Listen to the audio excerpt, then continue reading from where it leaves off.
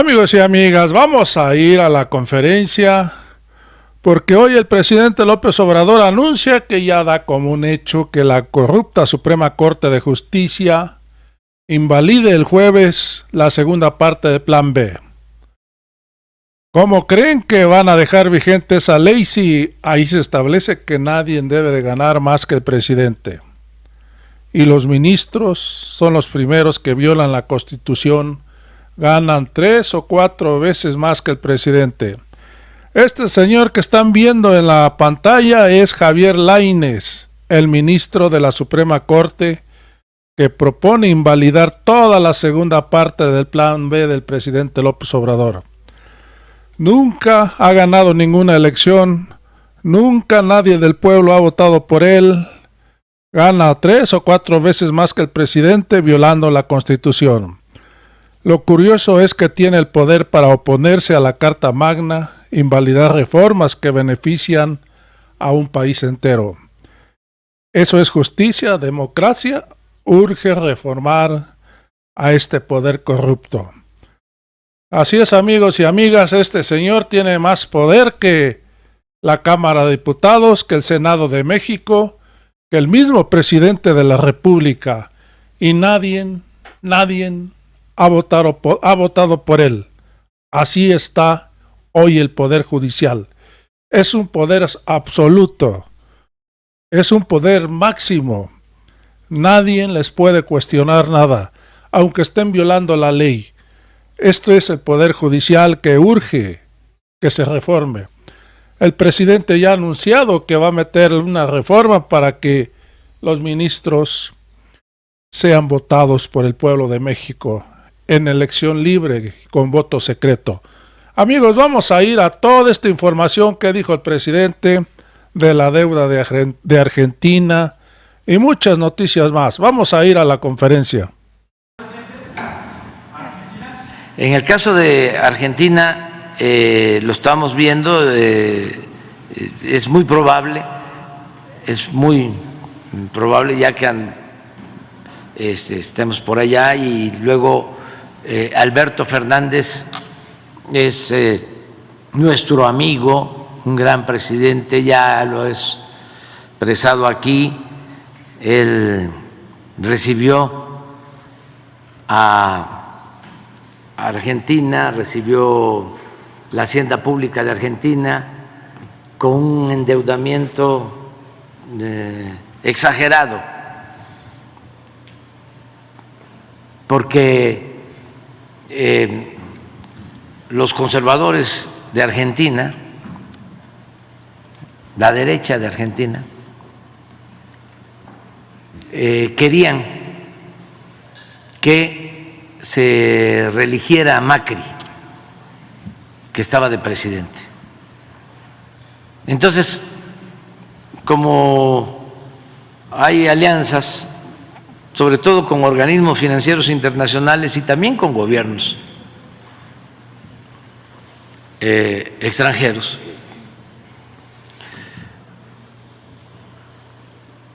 se le otorgaron créditos a Argentina más allá de su capacidad de pago, para que derramara recursos antes de la elección y Macri quedara de nuevo como presidente.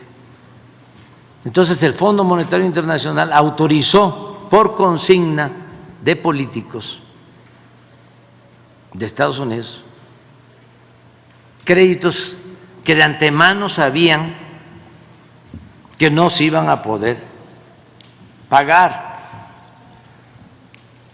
No es como si nosotros contratamos deuda, ¿no? Ahora tenemos una deuda muy baja porque no hemos solicitado deuda adicional. Tenemos casi la misma deuda que encontramos cuando llegamos al gobierno con relación al Producto Interno Bruto. Recibimos 46% del producto de deuda, y eso es lo que tenemos. Es como si pidiéramos, a ver, tenemos 46, viene la elección del año próximo y ni siquiera mucho, solo endeudarnos en el porcentaje que creció la deuda con Calderón y con Peña. ¿Qué significaría eso? Que tendríamos 1 billón de pesos más. Y yo podría decir al final, dejamos igual que el incremento de deuda de los 2 últimos sexenios. No, no. Pero en este caso de Argentina fue todavía más el exceso, porque les dieron muchísimo más de deuda. Entonces, dejan a Argentina completamente endeudada y el Fondo Monetario Internacional y el gobierno de Estados Unidos se desatienden y empiezan, porque así son los conservadores en cualquier país, empiezan a echarle la culpa de la crisis de Argentina a Alberto Fernández. No se analiza, ¿no?, la circunstancia, los antecedentes. Ayer me mandaron una carta que se quiere enviar al presidente Biden de algunos presidentes de América para que se ayude al pueblo de Argentina a salir de su crisis económica, financiera, y que el Fondo Monetario Internacional asuma su responsabilidad. Porque ¿cómo no vas a ver un banco si un cliente tiene o no tiene solvencia? Y voy a firmar la carta. La voy a firmar. Ya después informamos, pero yo sí la firmo. O sea, sí la firmo porque se tiene que ayudar a Argentina.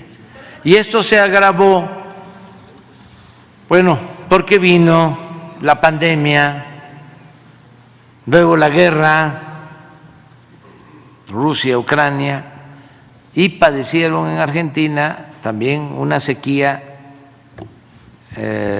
muy fuerte.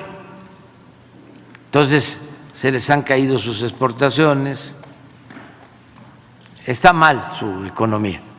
Entonces sí es importante que estos organismos, más si son corresponsables, ayuden, ¿no?, a atender esa crisis.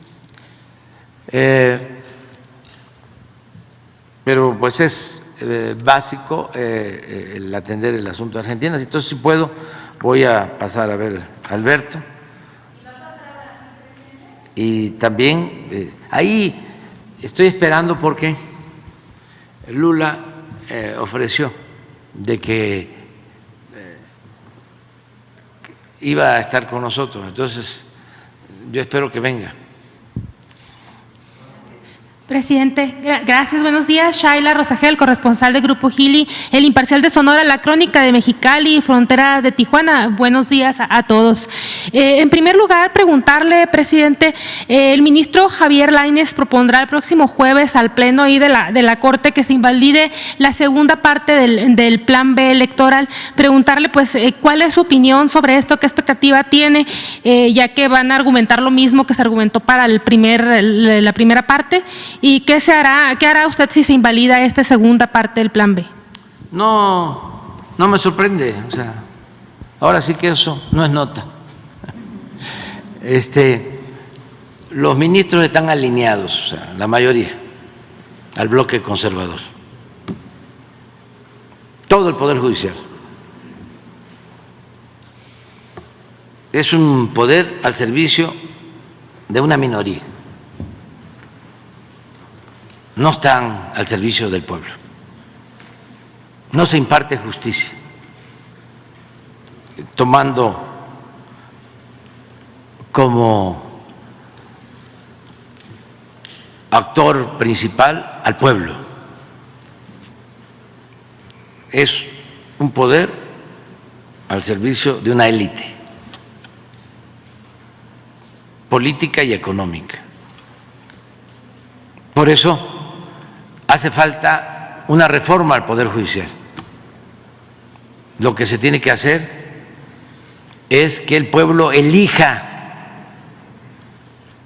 a los jueces, a los magistrados, a los ministros, como se hizo en la época del presidente Juárez y como lo establecía la Constitución liberal de 1856-57. Se elegían a los jueces, magistrados, ministros, eran electos. Y habían requisitos, porque algunos pueden decir, ¿cómo cualquiera va a ser juez? ¿Cómo cualquiera? No. Había requisitos. Tenían que ser abogados,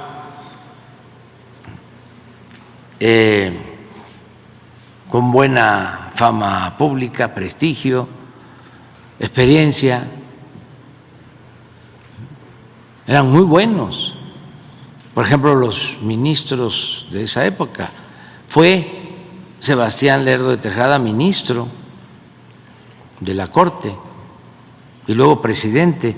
Es el que, siendo presidente de la Corte, sustituye al presidente Juárez en su fallecimiento. Cuando muere el presidente Juárez, aquí en Palacio, el presidente de la Corte era Sebastián Lerdo de Tejada y a él le correspondía entrar como sustituto.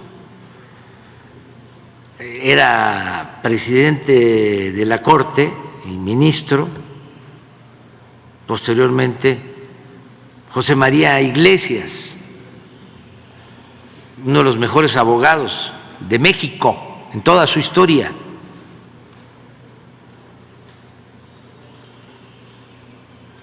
Era el que decía, al margen de la ley nada, por encima de la ley nadie. Y todos fueron electos.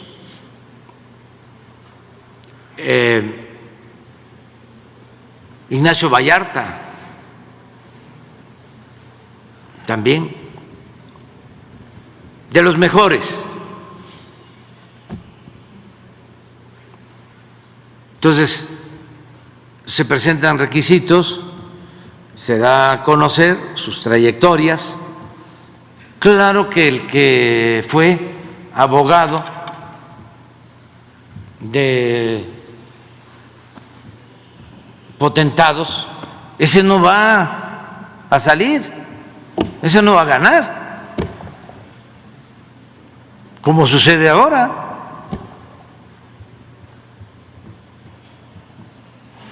Que estuvo vinculado a un partido y estuvo avalando fraudes electorales, pues tampoco, ese no va a ser electo, seguramente. Los que estuvieron defendiendo a los potentados para que no pagaran impuestos, pues tampoco. Pero hay muchos abogados, doctores en derecho, que pueden actuar como ministros, gente recta. Pero si fue procurador con Salinas de Gortari, ¿lo van a elegir? ¿El pueblo lo va a elegir para que sea ministro? Por eso no quieren. Pero esa iniciativa sí la voy a presentar. Nada más voy a esperar que se integre el nuevo Congreso. Antes de irme, voy a presentar la iniciativa. Porque no le veo otra salida. Ya les platiqué que al principio, para no hacerle como le hizo Zedillo, que desconoció a los ministros y les dio su compensación, para no hacerle así y no meterme, pensé de que si los que me tocaba proponer eran buenos, que eran 4, más uno que simpatizaba con nosotros o simpatiza con nosotros, con el movimiento de transformación, que ese no es un asunto personal, pues íbamos a tener ya una Suprema Corte con auténticos impartidores de justicia, porque son 11, ¿no? 5 y se convencía uno, 6.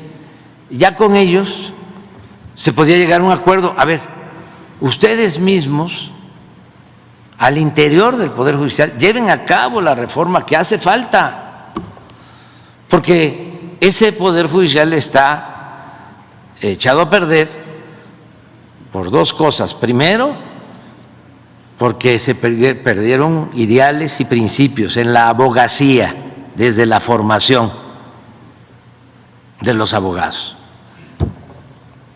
Hicieron a un lado todo lo que es el derecho social, el derecho agrario, el derecho laboral, y todo fue mercantil, civil, dinero.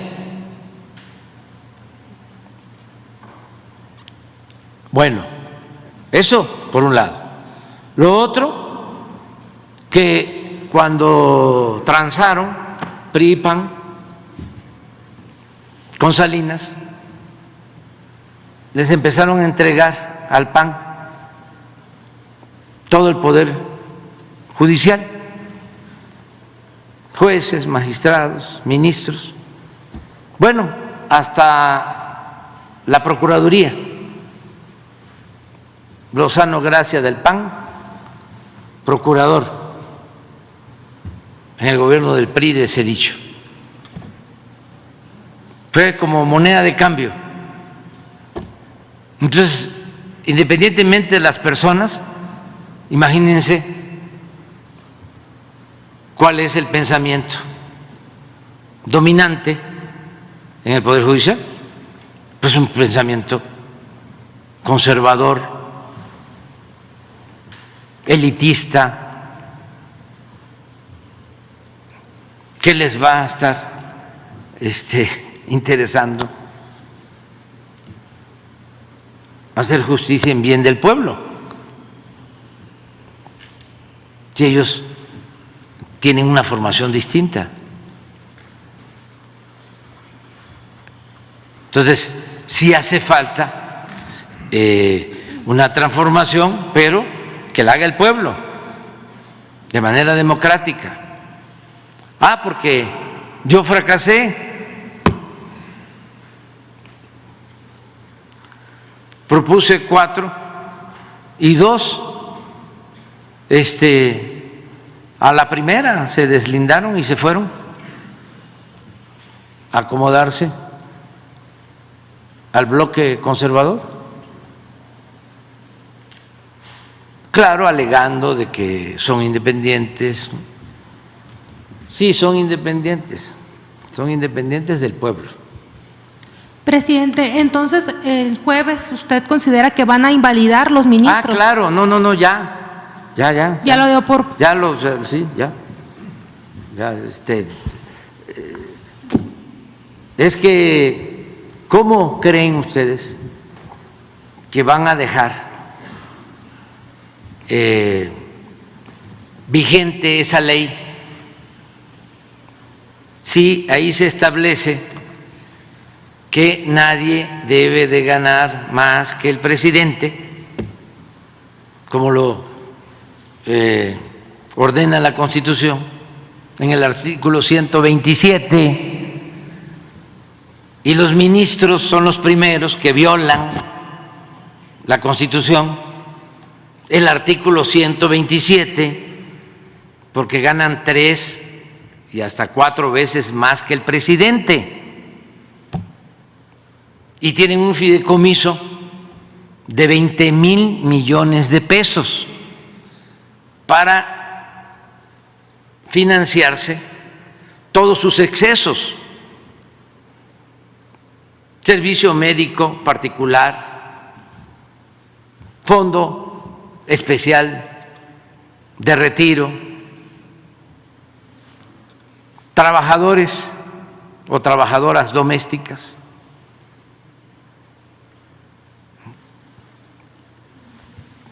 asesores, consejeros,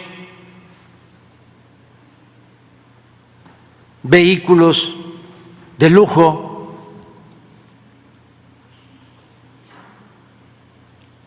todo con cargo al erario, a costillas del erario, con el dinero del presupuesto, que es dinero del pueblo. Entonces, ellos no respetan la ley de austeridad republicana. Entonces, ¿qué puedo esperar de quienes actúan de manera irresponsable, violando la Constitución? Los ministros de la Corte. Vuelve a poner el artículo 127 y a ver que me contesten por qué no respetan la Constitución. A ver, ¿cuál es la argucia legaloide para no respetar esto? Ningún servidor público podrá recibir remuneración en términos de la fracción anterior por el desempeño de su función, empleo, cargo o comisión mayor a la establecida para el presidente de la República en el presupuesto correspondiente. Y miren la fracción 1.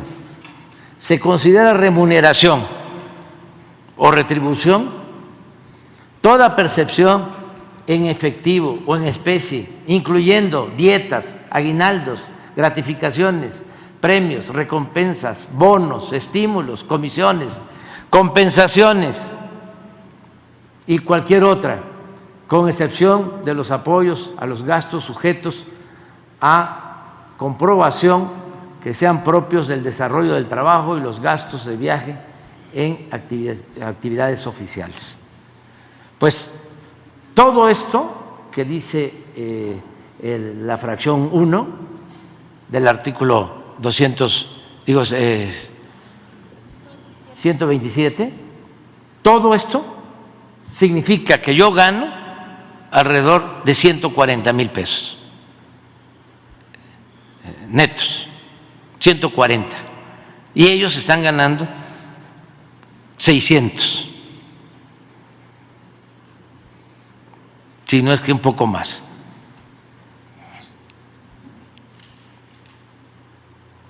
Ese es el fondo del asunto.